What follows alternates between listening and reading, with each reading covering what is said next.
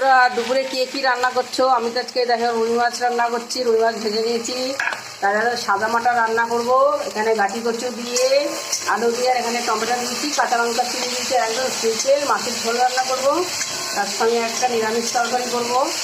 এই ছিল আজকে দুপুরের রান্না। কে কে এইভাবে রান্না খেতে ভালোবাসো অবশ্যই কমেন্ট করবে। এখানে আদা জিরে বাটা আর শুকনো লঙ্কা বাটা দিলাম, এবং তার সঙ্গে হলুদ নুন দিয়ে দেবো, দিয়ে ভালো করে মশলাটা ফ্রাই করে কষিয়ে নিয়ে ঝোল দিয়ে দেবো।